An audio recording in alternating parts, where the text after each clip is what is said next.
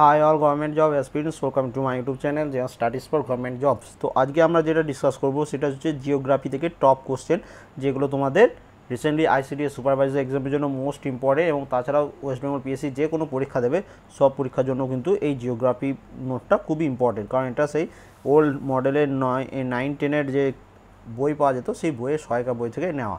তো ফার্স্ট প্রশ্ন দেখো কী বলেছে, কে প্রমাণ করে যে পৃথিবী সূর্যের চারিদিকে ঘুরছে? তো অপশন দেখো কোপার্নিকাস, অ্যারিস্টটল, আইনস্টাইন। তো এখানে অ্যান্সার হয়ে যাচ্ছে কোপার্নিকাস। 2 নম্বর প্রশ্নটা খুব ইম্পর্টেন্ট, নিরক্ষরেখায় পৃথিবীর আবর্তন গতিবেগ কত প্রতি ঘন্টায়? তো এটা হচ্ছে দেখো 1630 কিলোমিটার পার আওয়ার বা প্রতি ঘন্টায়। থার্ড প্রশ্ন, পৃথিবীর কক্ষ কেমন? তো পৃথিবীর কক্ষ হচ্ছে উপবৃত্তকার, গোলাকার নয় কিন্তু, এটা মনে রাখবে।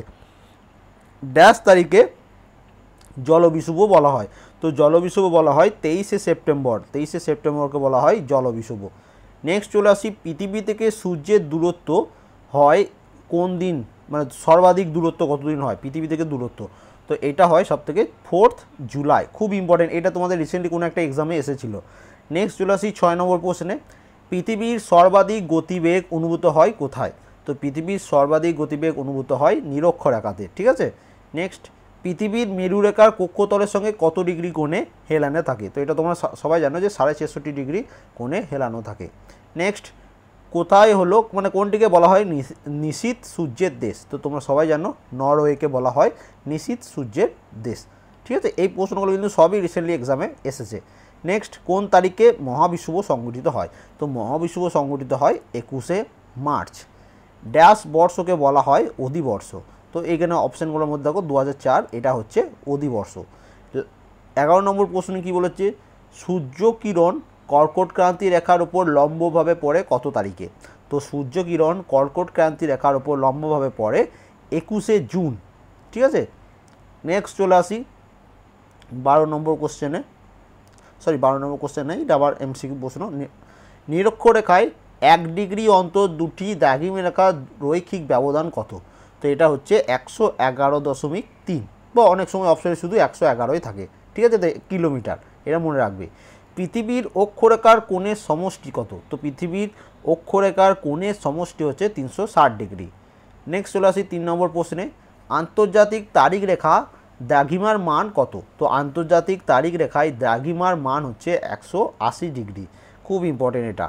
কলকাতা ও এলাহাবাদের মধ্যে স্থানীয় সময়ের পার্থক্য কত মিনিট? এইটা পিএসসির পরীক্ষায় এসছে, ডাব্লিউবিসিএসে। তো এটা হচ্ছে 24 মিনিট, মনে রাখবে কলকাতার ও এলাহাবাদের সময়ের পার্থক্য। নেক্সট চলে আসি, প্রতিপা স্থানের সময়ের ব্যবধান কত? প্রতিপা স্থান, এবং এটা মনে রাখবে খুব ইম্পর্টেন্ট, তো প্রতিপা একটা স্থান এবং তার প্রতিপা স্থানের মধ্যে সময়ের ব্যবধান হচ্ছে 12 ঘন্টা। নেক্সট, সুমেরুতে ধ্রুবতারার উন্নতি কোণ কত? তো সুমেরুতে ধ্রুবতারার উন্নতি হচ্ছে 90 ডিগ্রি উত্তর সুমেরুতে। নেক্সট, ভারতের প্রমাণ সময় নির্ণয়ের জন্য নির্ধারিত দ্রাঘিমারেখাটি হলো কোনটি? তো ভারতের প্রমাণ সময় নির্ণয়ের জন্য নির্ধারিত দ্রাঘিমাটি হলো 82 ডিগ্রি 30 মিনিট, ঠিক আছে, 82 ডিগ্রি 30 মিনিট, মিনিটটাকে এরকম করে ডটভাবে বোঝায়। তো নেক্সট চলে আসি, এই প্রশ্নটা তোমাদের পিএসসির পরীক্ষায় এসছে, 1 ডিগ্রি দ্রাঘিমার পার্থক্যে সময়ের পার্থক্য হয় কত? তো 1 ডিগ্রি পার্থক্যে সময়ের পার্থক্য হয় 4 মিনিটের, ঠিক আছে। এখানে দেখো সেকেন্ডও দেওয়া আছে, তো এটা কনফিউজ হয়ে যাবে না, 4 মিনিট হয়।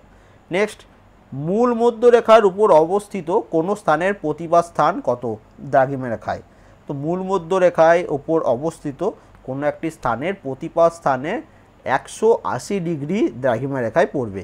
নেক্সট, 180 ডিগ্রি দ্রাঘিমারেখার উপর অবস্থিত কোনো স্থানের প্রতিপা স্থান কত হবে? তো এখানে হবে 0, দেখো এখানে 0 থেকে 180, তাহলে এখানে 180 থেকে 0, উল্টোটা বলেছে প্রশ্নটা, ঠিক আছে। নেক্সট প্রশ্ন চলে আসি আমরা, এবার নদী থেকে প্রশ্ন, কোন নদী গ্রস্ত উপত্যকার মধ্যে দিয়ে প্রবাহিত হয়েছে? তো অপশানগুলো দেখো, এগুলোর মধ্যে হচ্ছে নর্মদা নদী, এটি গ্রস্ত উপত্যকার মধ্যে দিয়ে প্রবাহিত হয়েছে। জাপানের ফুজিয়ামা হলো একটি ড্যাশ আগ্নেয়গিরি? তো জাপানের ফুজিয়ামা হলো একটি সুপ্ত আগ্নেয়গিরি।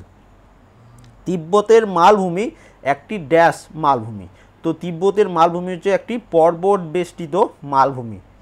বর্তমানে যেখানে হিমালয় পর্বতশ্রেণী বিস্তৃত আছে এক সময় সেখানে কোনটি ছিল? তো এটা খুব ইম্পর্টেন্ট প্রশ্ন, তোমরা সবাই জানো, তো সেখানে এক সময় ছিল তেথিস সাগর, ঠিক আছে। নেক্সট চলে আসি, পৃথিবীর ছাদ বলা হয় কোন মালভূমিকে? তো এটা আমরা সবাই জানি, পামির মালভূমিকে বলা হয় পৃথিবীর ছাদ। পৃথিবীর বৃহত্তম মালভূমি হলো কোনটি? তো অপশানগুলো দেখো, অপশানের মধ্যে তিব্বতের মালভূমি, এটি হচ্ছে পৃথিবীর বৃহত্তম মালভূমি। নেক্সট, বিহারের রাজমহল একটি ড্যাশ পর্বত? তো বিহারের রাজমহল হচ্ছে একটি ক্ষয়জাত পর্বত।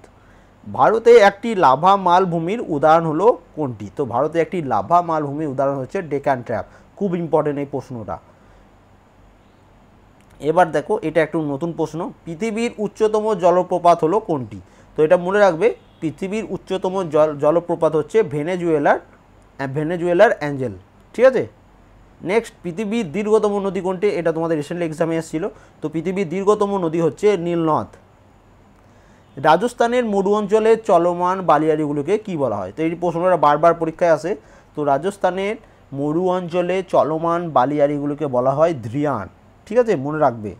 তির্যক বালিয়াড়িকে কি বলা হয়? তো তির্যক বালিয়াড়িকে বলা হয় বারখান। মনে রাখবে।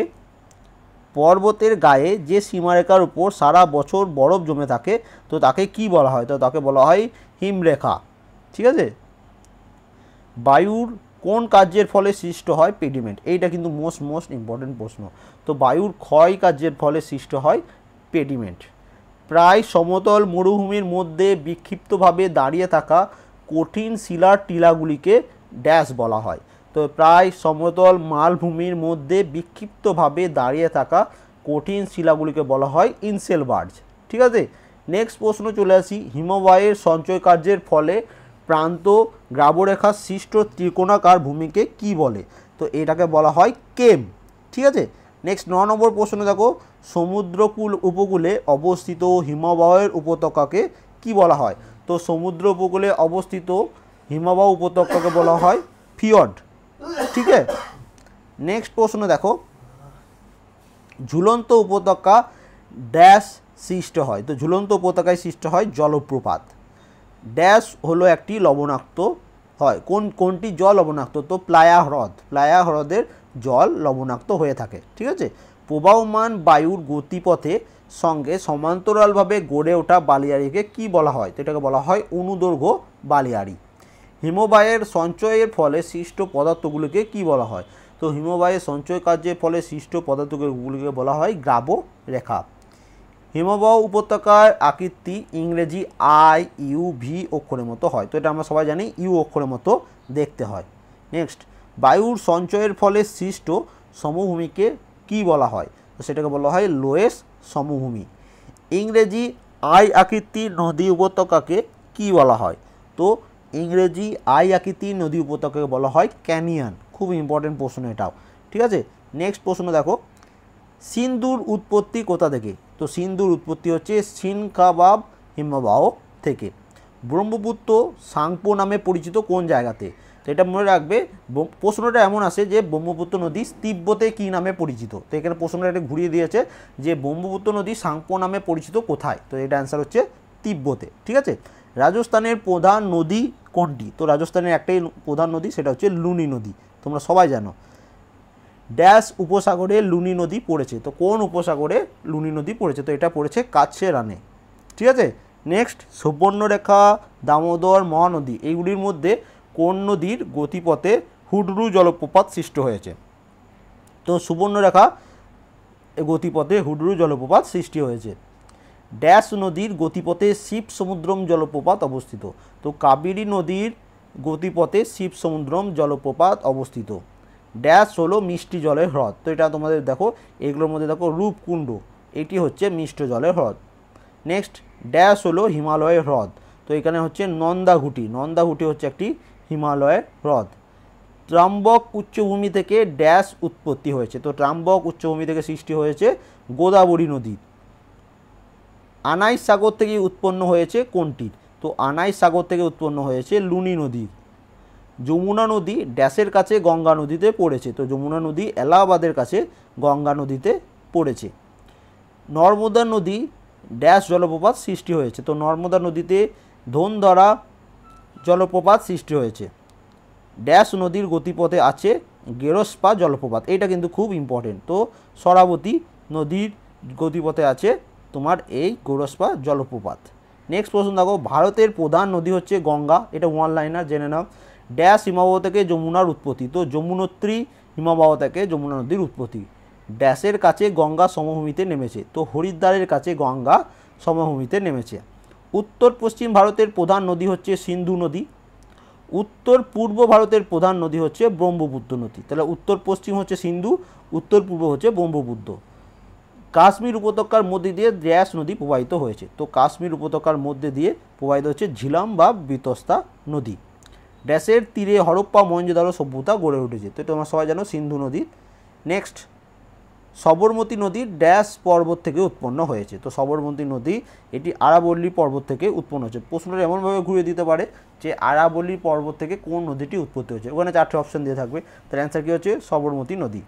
ভারতের একটি আদর্শ নদী হলো কোনটি, তো ভারতের একটি আদর্শ নদী হচ্ছে গঙ্গা নদী। শরাবতী ড্যাশ বাহিনী নদী, তো শরাবতী হচ্ছে একটি পশ্চিম বাহিনী নদী। কাবেরীর একটি উল্লেখযোগ্য উপনদীর নাম কি, তো কাবেরীর একটি উল্লেখযোগ্য উপনদীর নাম হচ্ছে ভবানী। নেক্সট 12 নম্বর প্রশ্নে চলে আসি। পাঞ্জাবের উপর দিয়ে প্রবাহিত সিন্ধুর একটি গুরুত্বপূর্ণ উপনদী হচ্ছে শতদ্রু নদী।